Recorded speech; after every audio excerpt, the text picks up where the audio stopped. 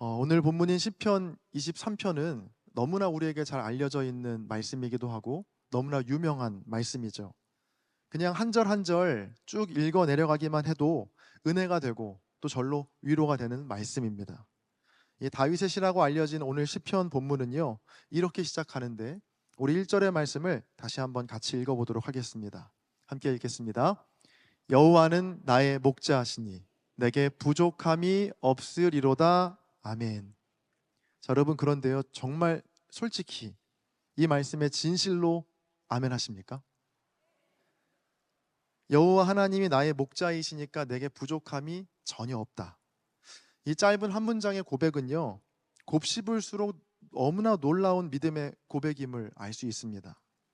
저도 이 시편의 말씀을 어렸을 때부터 수도 없이 암송하기도 하고 또 묵상해 왔는데, 이번 설교를 다시 준비하면서 같은 구절을 곱씹고 또 곱씹으면서 이전에는 발견하지 못했던 깨달음들이 있었는데요, 그건 정말로 하나님이 나의 목자이신 것만으로도 나는 부족함이 없는가?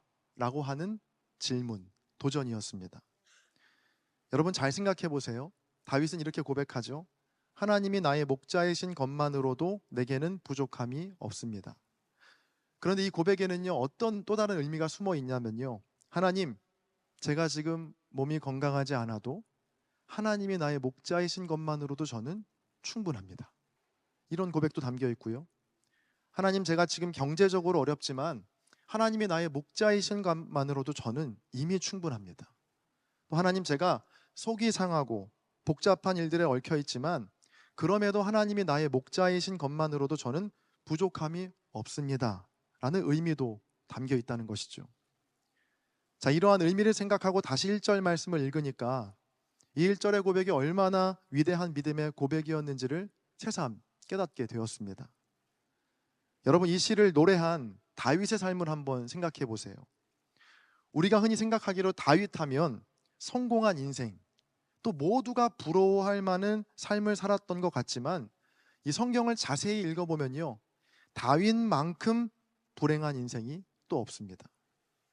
자, 이 소년 다윗이 거대한 골리앗 물리친 이야기 다들 알고 계시죠?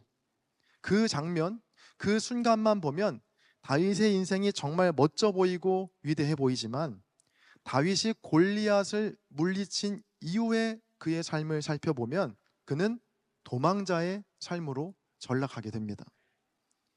이스라엘의 왕이었던 사울의 시기를 받아서 수십 년간 불안에 떨면서 잠 한숨 제대로 자지 못했던 겁니다. 여러분, 그렇다면 다윗이 이제 왕이 된 후에는 그의 인생이 행복했을까요? 아니요.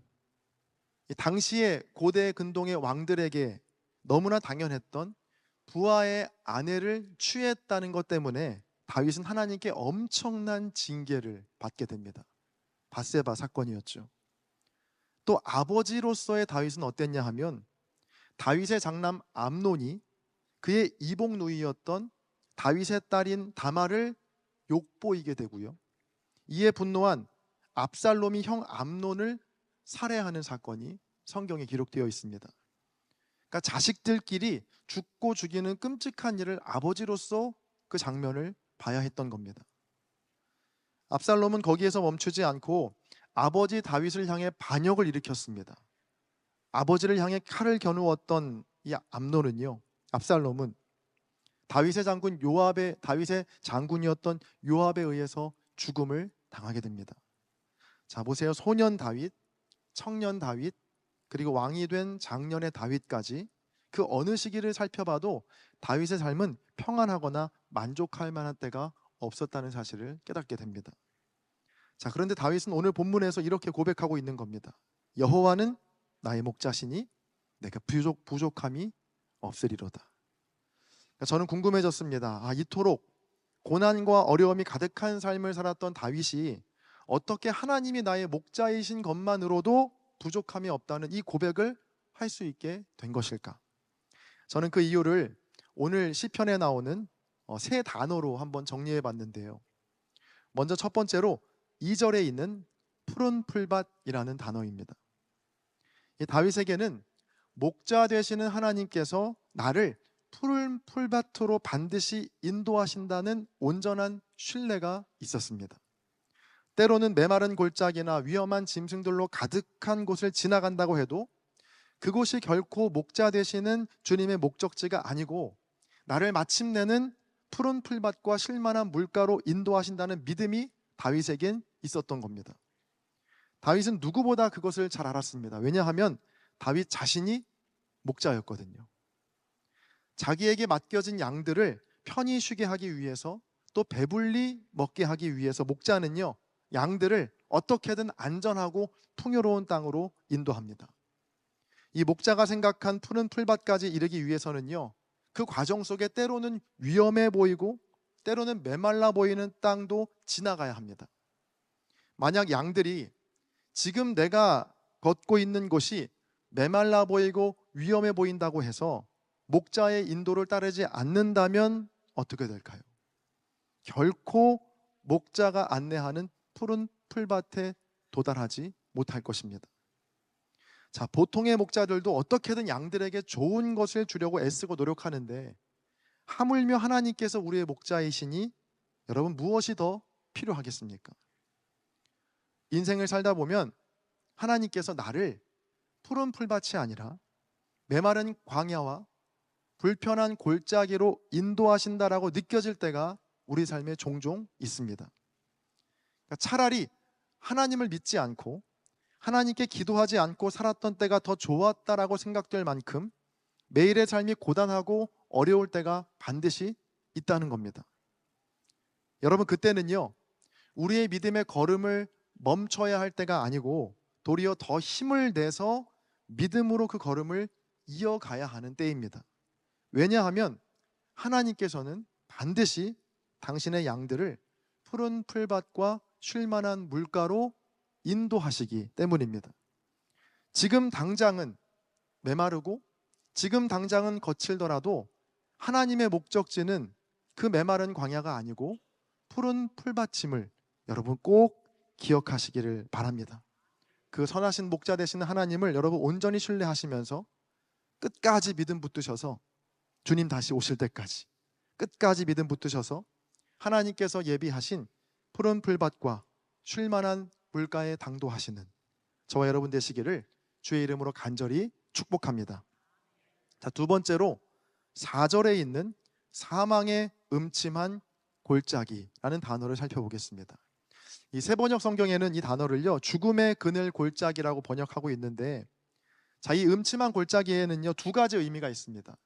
그러니까 어쩔 수 없이 만나게 되는 음침한 골짜기가 있고요, 두 번째로는 내가 스스로 자초한 죄 때문에 겪게 되는 음침한 골짜기가 있습니다. 자, 우리 본문 4절의 말씀을 저희 같이 한번 읽어보겠습니다. 함께 읽습니다. 시작. 내가 사망의 음침한 골짜기로 다닐지라도 해를 두려워하지 않을 것은 주께서 나와 함께 하심이라. 주의 지팡이와 막대기가 나를 안위하시나이다. 아멘.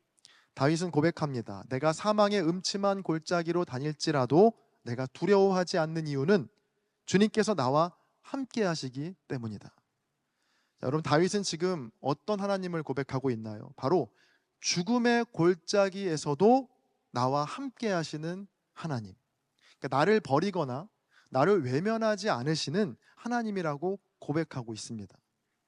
제가 앞서서 이 음침한 골짜기에는 두 가지 의미가 있다라고 말씀드렸는데, 어쩔 수 없이 만나게 되는 고난과 내가 스스로 자초한 죄 때문에 벌어지는 음침한 골짜기, 두 개가 있다라고 말씀드렸습니다.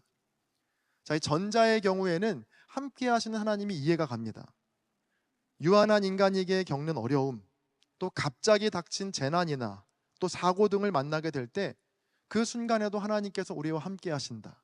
이것은 충분히 우리가 이해할 수 있는 부분이죠. 자, 그런데 선뜻 이해가 가지 않는 건 후자의 경우입니다.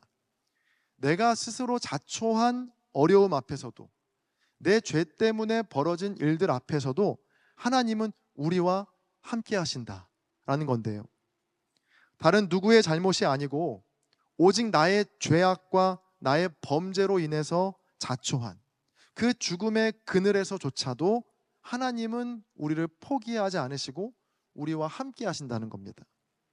이 4절에 보면 주의 지팡이와 주의 막대기가 나를 안위하신다 라는 말씀이 있는데요, 여기에서 지팡이라고 번역한 히브리어는 쉐베트라는 말인데, 이것은요 양떼를 몰 때 사용하는 막대기를 의미합니다.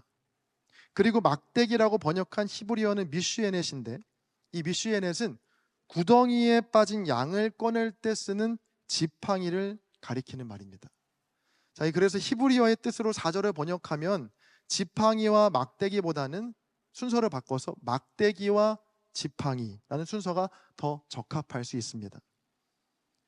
새번역 성경에는 그래서 이 순서를요 막대기와 지팡이라고 다시 번역하고 있는데요, 자, 지팡이와 막대기, 막대기와 지팡이, 이 순서가 그렇게 중요한 건 아니고요, 더 중요한 건 그 지팡이와 막대기의 뜻이 무엇인가가 훨씬 더 중요합니다. 여러분, 막대기를 뜻하는 쉐베트는요 구약의 다른 본문들에서 어떻게 사용되냐면 회초리나 매로 사용됩니다. 또 이 지팡이를 뜻하는 미슈에넷은 구약의 다른 본문들에서 환자를 일으켜 세우는 의미로 사용되는데, 제가 몇 구절만 보여드리도록 하겠습니다. 먼저 시편 89편 32절에 이렇게 되어 있습니다. 내가 회초리, 쉐베트로 그들의 죄를 다스리며 채찍으로 그들의 죄악을 벌하리로다. 그러니까 막대기를 뜻하는 쉐베트가 지금 회초리로 번역되어 있죠. 다음으로 출애굽기 21장 18절과 19절입니다.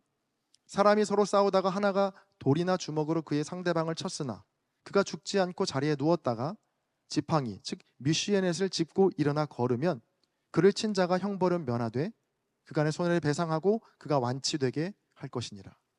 자, 이 지팡이를 뜻하는 미슈에넷이 환자가 일어설 수 있는 이 용도로 사용되고 있습니다.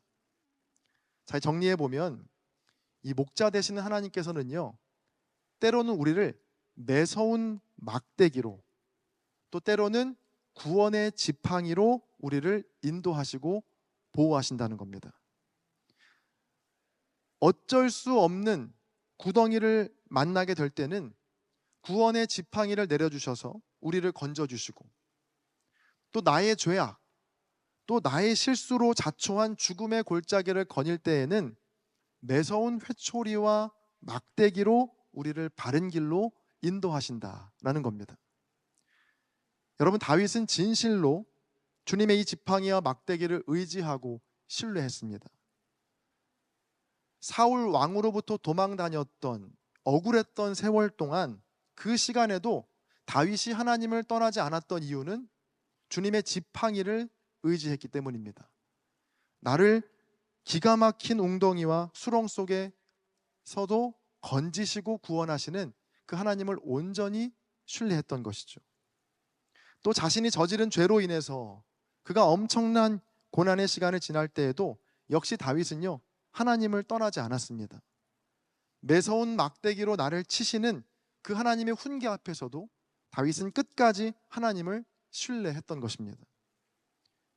여러분, 하나님은 저와 여러분의 인생도요 주의 지팡이와 주의 막대기로 인도하시는 선하신 주님이신 줄 믿습니다. 혹 이유를 알 수 없는 고난이나 어려움에 처한 분들이 계시다면 여러분, 주님의 지팡이를 구하시기를 바랍니다. 수렁과 같은 이 고난의 구덩이에서 나를 건지실 분은 오직 하나님밖에 없습니다. 주의 지팡이로 나를 건져 주옵소서. 이렇게 기도하시기 바랍니다.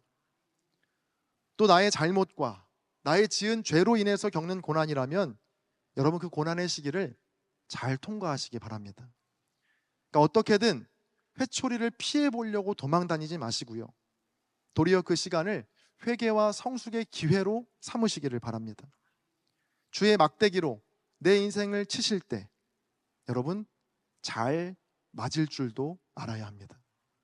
무조건 피하는 것이 아니라 막대기로 치시는 그 하나님의 그 막대기를 여러분들이 온전히 의지하시면서 그 시간들을 잘 통과하시기를 바랍니다.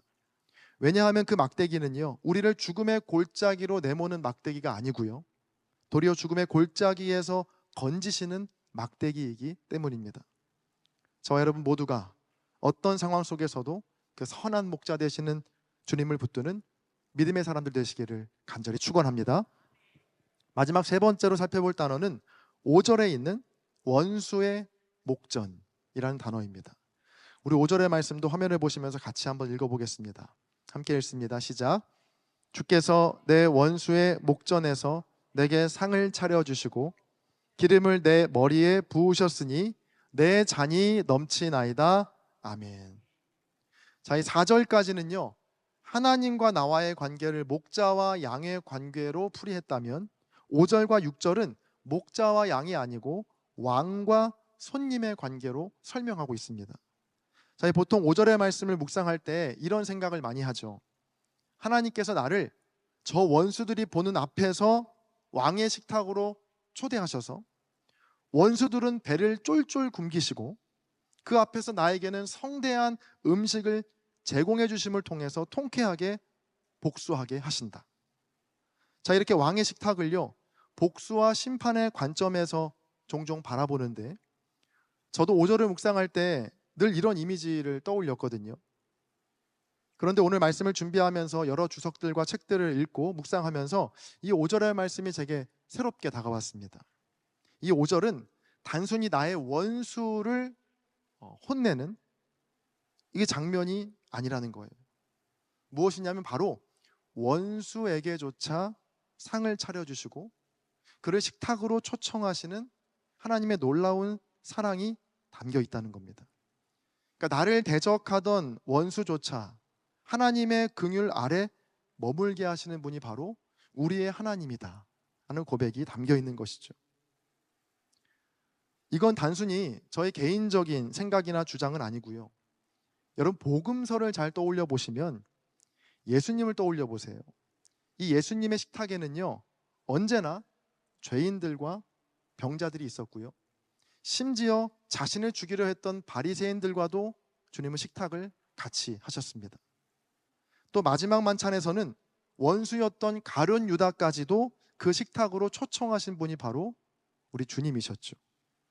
원수의 목전, 원수에게도 상을 베푸시는 주님의 모습을 우리는 복음서를 통해서 쉽게 발견할 수 있습니다. 그리고 결정적으로 이 시편을 노래한 다윗의 생애도 보면요, 그도 원수의 집안을 식탁으로 초청한 적이 있었습니다. 이 사울이 죽고 나서 다윗이 새롭게 왕이 되고 난 후에 다윗은요, 사울의 집안의 남은 자들을 찾다가 요나단의 아들 무비보셋을 찾게 됩니다.